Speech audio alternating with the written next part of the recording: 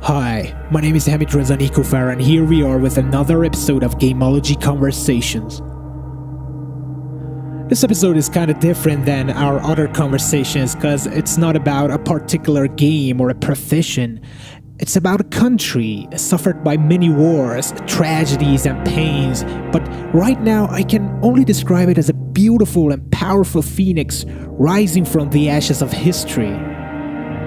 We're talking about Poland's game industry with Karol Zajaczkowski, PR and marketing manager at 11-Bit Studios, the creator of Merciless and beautiful This War of Mine. Poland is amazing because like 10 years ago they weren't that popular and known in the video games industry, but right now they have games like The Witcher, This War of Mine, Dead Island, Dying Light, Call of Juarez, Bulletstorm, Painkiller, Sniper Ghost Warrior, Two Words, and should I keep going or simply say they are the best of the best? So what happened? What is different in Poland? How do they make such great games? How did they revolutionize the game industry in Poland? There are lots of questions and many great answers in this conversation. So, let's get started.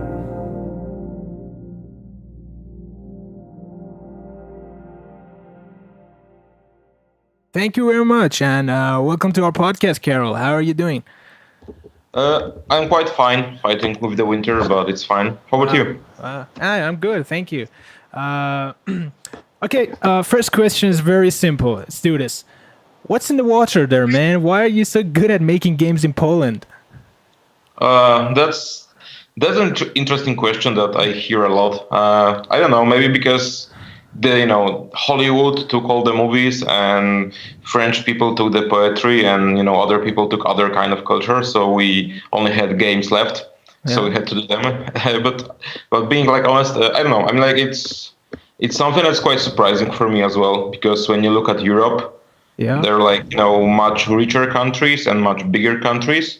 And actually, none of them make so much games as Poland, so that's interesting. Yeah. I mean, we have a rich heritage of creating culture things like like books and poems and stuff. They were not well known around the world because of Polish language, which is like not so common.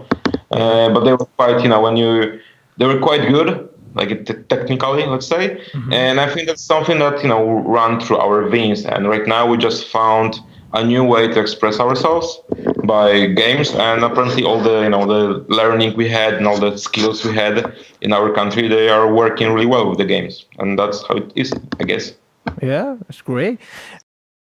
Poland's game industry is just phenomenal. Your games are amazing and inspiring, but I think what's inspiring even more is the industry itself and the community of game developers there. Looking back at the history of Poland's game industry, I see a great journey from maybe nothing to one of the greatest countries making video games right now. And that, I think, should be a very important subject to study for everyone involved in game development industry. So what do you think have been the most important factors for the success of game development in Poland? Well, definitely, I would say that the biggest milestone for us was like the first Witcher, because because I would say there's some before Witcher stage and after Witcher stage. Because I was working on that game back then, and I seen that changing. Because when we were working on the very first Witcher, people being part of gaming industry, we knew that we've been creating games from the 80s and that we had some really good titles, but again, they didn't make it out of our country because they were, Polish stuff, so it was hard to translate them and hard to sell them in the Western Europe and stuff. So that was complicated. And then we got better. We've made there was a Painkiller from People Can Fly and some Gorky 17 from Metropolis. So those were like the first games that were like more known outside of our country. And then the first Witcher came, and that change was different. I mean, there was a change both in the Polish perspective and in the worldwide perspective, because even here in our country, I remember when I was working on the first Witcher and I was talking with people, my friends and my family, it was like, what are you doing? You're making games. I'm like, it doesn't make sense who plays games and what the game's all about. It's just, you should start and look for a normal job, like you can't make games all your life. And right now, 10 years later, it's totally different. Right now, people are proud of Polish games, and even if someone is not playing those games, people are aware of the fact that Polish is a really great game development country. Like my parents read about games even if they don't play it. And if you meet someone on the street, you can go to the bar and tell someone, I'm making games, and you're not gonna get like a free beer and stuff because of that, because people are proud of those things. And thanks to First Witcher again, Poland became known outside of our country. But it's like a lot of things happened during the time because there was Steam and internet, growth and stuff. So a lot of things were important during the process. But actually, Witcher was the very first game that came outside of our country, and people say, "Okay, that's a good game." And where is it being made? And it turned out, okay, it was made in Poland, and where is that? And people start looking for that. Okay, so Poland where is that? Europe? And it's like, is it Russia? No, it's not Russia. It's Africa, and stuff like that. And I can see, I'm in the industry. I've been in the industry for 10 years right now, and I see that has happened because when we went to the first Gamescom with The Witcher, like no one knew the game, no one knew our country and stuff. And when I went to E3 with Witcher 2, almost the same happened. Like Witcher 2 was a different game, and then again, not many people recognize the title, not many people know where the Poland is, and right now, Witcher 3 people are like rock stars. So like on the industry, but it also works for us. Like we are a much smaller company. We haven't made such a big game yet, and still it's like when we go to we are traveling a lot, and when we go to Asia, we go to Africa, we go to South America. People know our game, and you've made a great game. So we are recognizable right now, and that's something totally different because we right now a small studio from Poland like 11-bit Studios is recognized, and 10 years ago no one cared about you even if you made a AAA games like The Witcher 1. So that's the biggest change. Yeah. Now, what cultural elements do you think have had big impacts on the success of Poland's game industry? Well, again, talking about The Witcher because it is the great example. I mean, we are like Eastern Europe is different from Western Europe, and that's not only in terms of behavior of the history, but also about cultural elements. Like we are like Slavic, and I think for one of the biggest, the most interesting people in The Witcher, for example, for people from the Western countries, is that the mythology heavily used there, is not the typical Nordic German mythology, the one Scandinavian, the one everyone knows, Odin, and everyone knows elves like they are in the German mythology and Nordic. So, and then we came here and with the Slavic stuff, and it's totally different. There are different creatures there, and there are like different behaviors and different tradition, and that was presented really well. And that was something new for the people, because if you've played Baldur's Gate and if you played Icewind Dale and all the RPG games from the history of gaming, they mostly based on the mythology people in the West knows already, because of the mostly Nordic and German mythology. And then The Witcher came something really new, and people learned actually there are like other mythologies, and they're really interesting and they're fresh. And that was something, I guess, most refreshing for the people, because when you're playing like Morrowind or any other Western RPG, you see there are some elements that are like repetitive. Elves are always elves we know from Baldur's Gate. They're like steam and kind and stuff like that, and the dragons are bad, and there are like certain patterns that are being visible in every RPG game that's been done so far. And then there comes something from the East, and it's different because we have different creatures, different traditions, and that works really well. I'm from here, and when I was playing The Witcher 3, I learned so much about our culture, and I'm living here, and there are so much stuff I haven't heard about. And actually, after finishing the game, I was reading a lot of books that were inspiration for the game, and you realize that even when you're living here, you don't realize how rich your history is in terms of fantasy and stuff. And so I guess for someone from the West, it's even more surprising, and that's really fine. And because of the history and because of the different approach to many topics, our game speaks for themselves. Like we look at things differently than, for example, people from France, because they have different history, they have different tastes, and our Eastern European look at certain things is totally different, and that's again something refreshing because you sometimes you don't expect such things to happen again, and that again was used for this war of mine. Yeah. For example, the war topic is different for Polish people because we had war and our country was destroyed during World War II heavily. And we had war, and actually, last 300 years for Poland was mostly being under reign of some foreign country or fighting for the freedom. Yeah. And it's different story than, for example, from people from France that they didn't have to do that. They are like Warsaw, when we are living. Mm-hmm. It was destroyed like 90%. The city was, torn apart, flattened to the earth by Nazi Germany. And so we know how the destroyed city looks like because we still have buildings from that time here.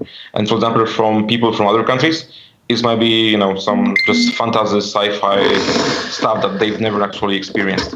How much do you think the following factors have been helpful to push the game industry in Poland forward? Government support, support from local people, support from local development community, or maybe some other factors? Well, I think the game development in Poland is something that was created by from the very bottom. Yeah. People start making games for many years, like for 20 or even more years.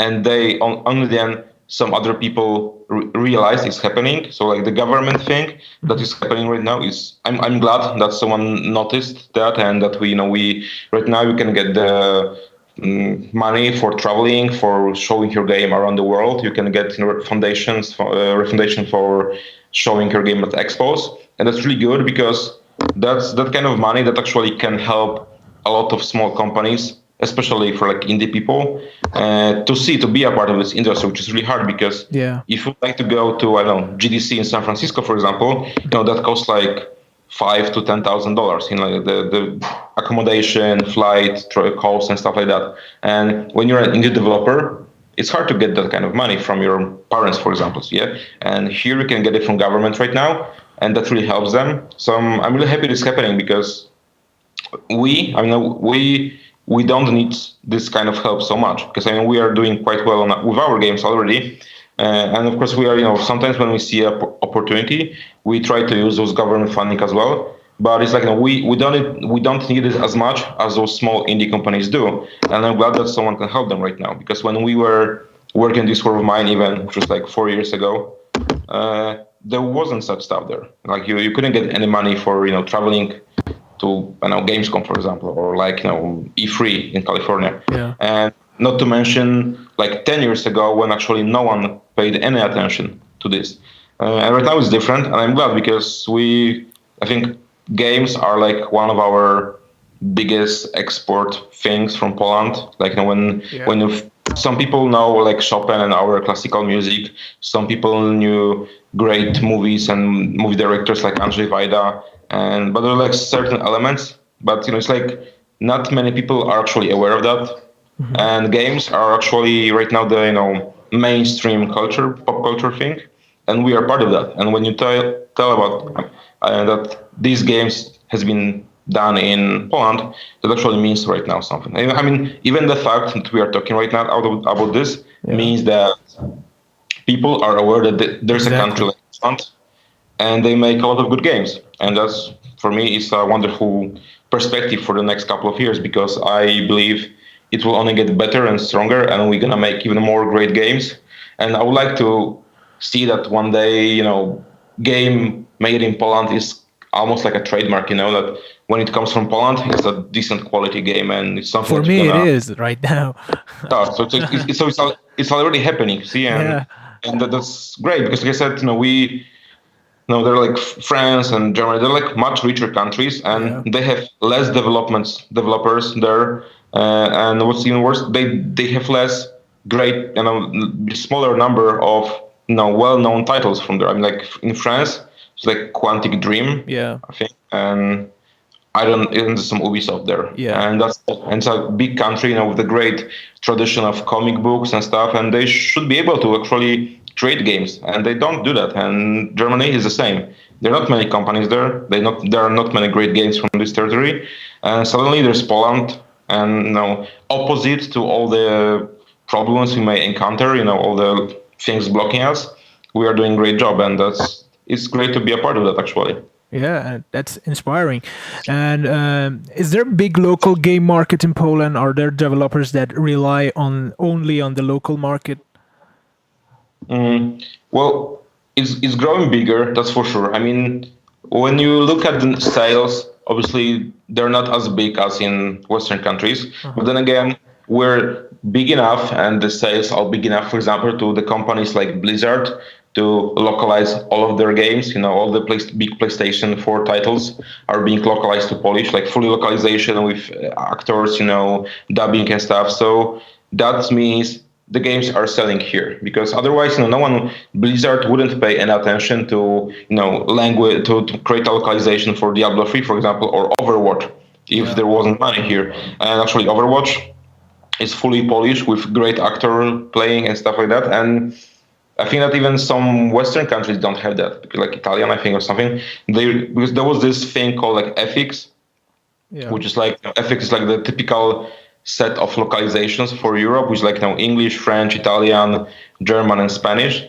and those are the must-have languages for the Europe right now. It used to be, and right now actually Poland is among them. Like if a AAA title is being released in Europe, you can be 100% sure it will be localized to Polish, by your local office. And that means something. And I don't know the numbers yet, but I think like a huge games like The Witcher can sell here like hundreds of thousands of copies, which is like really, really quite a lot for this kind of country.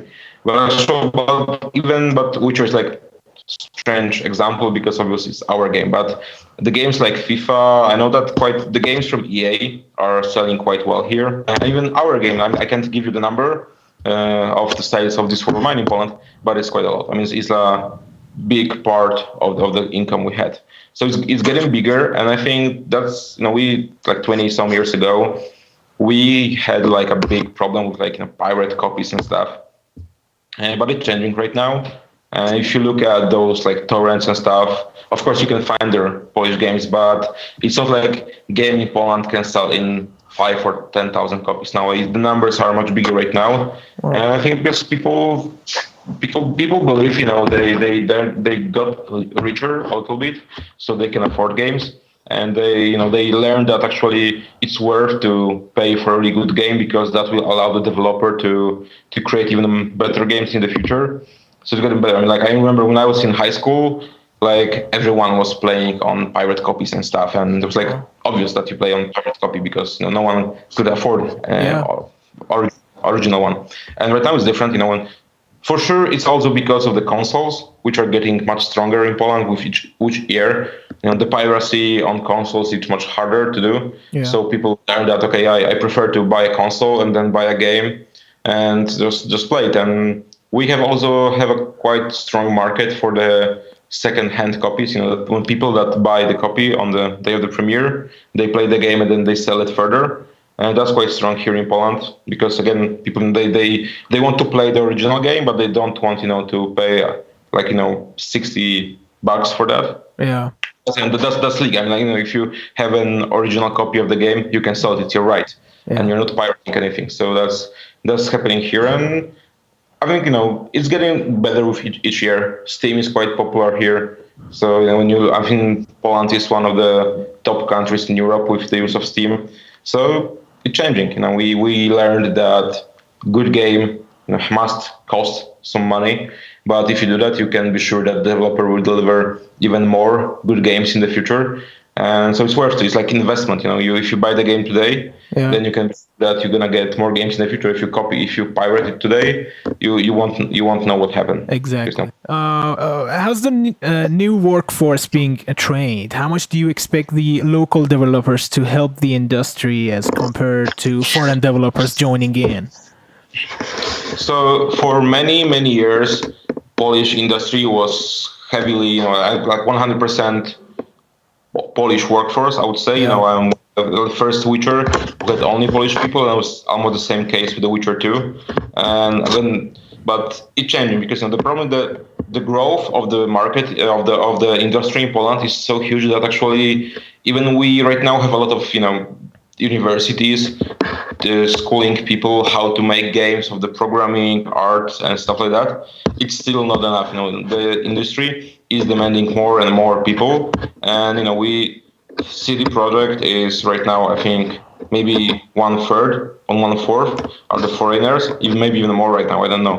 And so because they realize that they can't find all the force they need, especially in terms of the experienced people in Poland. So they had to start looking abroad, and that's actually happening. I mean, we in 11 Studios, we actually do have foreigners as well. We are a smaller studio, and we managed to have the same problem as one day, that we actually need people from some other countries because we can't find anyone in Poland because they're already taken. They're like, if you're a skilled graphic artist or a programmer, then in Poland you can like every single studio would like to hire you because there are never enough programmers and never enough art guys here.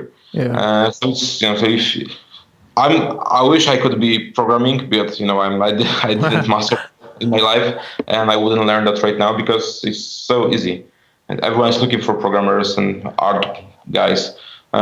So it's still it's like most of the employees at the companies here are Polish guys, but more and more foreigners are happening, and that's although we are taking people from the West, people from the big studios like Rockstar, Ubisoft, EA, they're coming to work in Poland, but also we start hiring people from the East, like we have people from Ukraine, there are like a lot of skilled programmers out there, we have people from Russia, and we can offer them, like after a few years, actually, we can finally offer them a competitive, I would say, benefits and amount of money for the work. So Poland, because before that, Poland couldn't compete in terms of salary because the games were too small to afford actually that kind of people. But right now it has changed, and you can find a lot of people from foreign countries that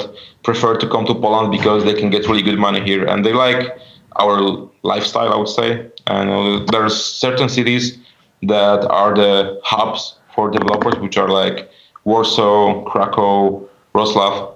Yeah. Those are the hubs that actually do great cities, and people like living there. It's different than from the Western Europe. Yeah.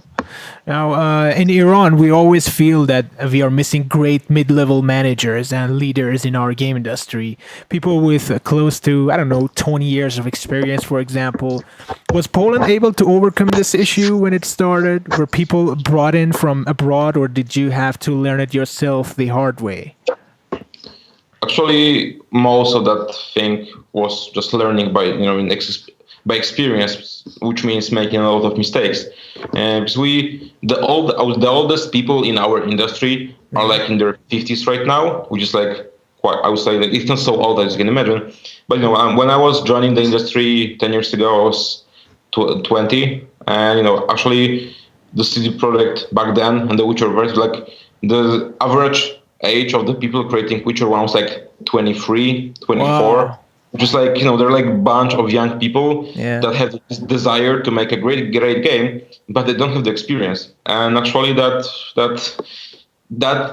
some problems were caused because of that, because obviously when you have a bunch of youngsters that are, they're full of will to create something great, but they just don't know how to do it because we didn't have managers that have an experience with creating such games. So there was a lot of improvisation and a lot of freestyle in that, and the game came out well. That's okay, and just learn like that. And actually, that when you talk with people from Polish companies, everywhere you can find people that used to work on the first Witcher because that was the origin for many of the people here. And today we are in our 30s, 30 some years old, and actually we have 10 years of experience, which means we know our stuff finally after so many years. But we are like being 30 in this industry or 30 something means you're like the veteran of the industry, which is like is like, because usually when you're 30 you're just like entering this world, like 30-year-old banker is like no one. Like he doesn't have experience, he's just like learning his role. And being 30 in this industry means you're like a veteran, you've seen stuff and you've done a lot of games, and that's good because I still have like many years ahead of me of creating great games. And I know that after me, many people will follow because each year more and more young people join the industry. They're like in their 20s and they've seen The Witcher, they've seen This War of Mine, they've seen all the other games that are being done here, and they wish to be one of them. And I'm like, I feel that's how being in the gaming industry is kind of like being a part of movie industry back in the days. Like some years ago, everyone wanted to be like an actor or actress and play in movies and be like in Hollywood because there's like money and splendor and cars and all the cool stuff from the entertainment industry. Yeah.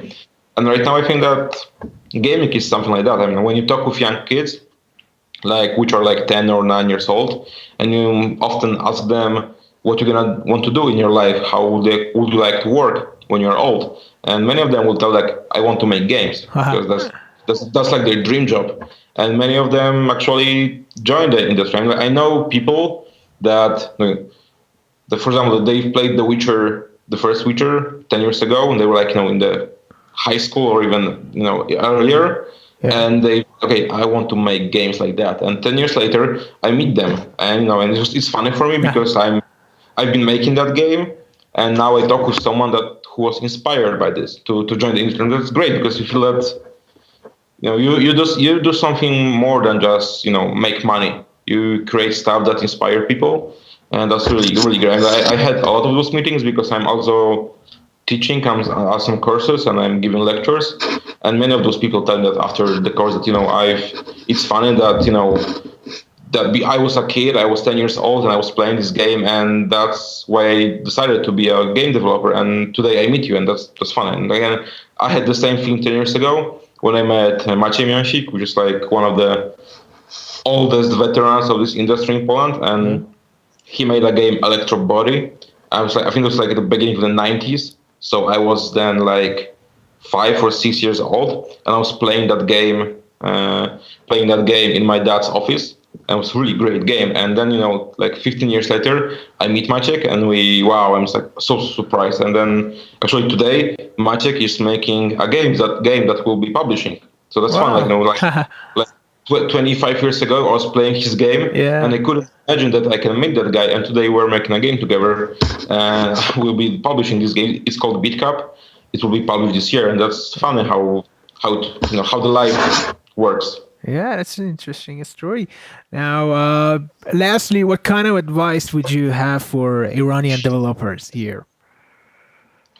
So I would say we're traveling a lot, and I would say that when I meet with the developers from countries that are just trying to create great games, they're trying to get on the market, the biggest problem for me is that they want to recreate the games that are already there. So, for example, when I went to Brazil, I've seen a lot of great people making great visual games, great mechanics, but then again, all those games were like copies or clones of the games already out there. Because the people see, so there was an Angry Birds, so suddenly everyone wanted to make another Angry Birds, and there was the Flappy Bird game, and everyone was making that. And I see, why are you wasting your time to make a game that won't work? Because the Angry Birds are already out there.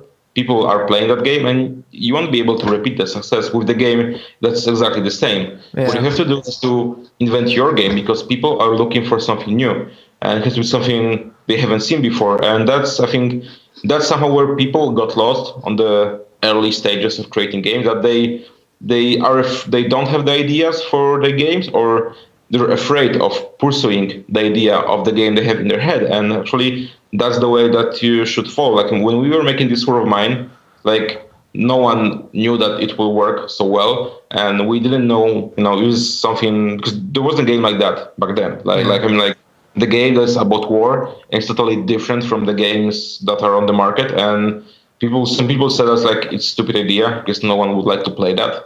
But we said, okay, it's a game that's no one has done yet, so let's try. Let's be the first one to actually make it, because that's how you change something in the industry. Because you make the game that will be an example for other people to follow, and that's the only way you can achieve success, both in I would say maybe not artistic, but both in like the mastering the subject way. So if you want to be a good game developer, you have to create new stuff. You have to invent things and make them happen, not only follow other people's ways. And that's again something that will guarantee you the commercial success, because if it's just a clone of the game, no one would like to pay for that because they already seen that game. It's it's like the movie that you've seen 5 years ago in the cinema. No one would pay you to see that again. Yeah. And if you follow your not dreams, but if you follow your intuition, if you follow your guts that tell you to do something different, maybe something that hasn't been seen before, that's for me, I believe, the highest chance of success. So you have to. So my piece of advice would be to follow your guts and not to be afraid of creating stuff that's not out there, because none of the things were out there at some point at the time, there were no FPS games, or there were no RPG games, and there were no, I don't know, Grand Theft Auto thing, because someone one day said, okay, so let's make something different. Let's make a game that is about you just being, when you're a guy and you're shooting, I don't know, for example, Nazis in Wolfenstein, and let's be the first 3D perspective game, because no one has done that before, and no one knew if it will work, but it did, and that's how you expand the gaming industry. That's how you expand your world, and that's the only way to do it. So don't be afraid to create new stuff and do something and again, do a game that you will be willing to play yourself, even if you didn't make it, and that will work. Yeah, that's a priceless advice. Now, thank you very much, Karol. You guys, especially at 11-Bit Studios, are making magnificent games, and I'm such a fan of this War of Mine, and I can't wait for Frostpunk. And what a badass name this game has. Thank you. So actually, if you're looking forward to the game, I can tell that in next few weeks, actually in the very, very soon, we're gonna announce a lot of new facts about the game and a lot of new info with some new cool trailer. So stay tuned, because more and more will be revealed in upcoming days. Man, I can't wait for that. Thank you so much, and I wish you guys the best. Thank you much for having me, and have a great day. Thank you.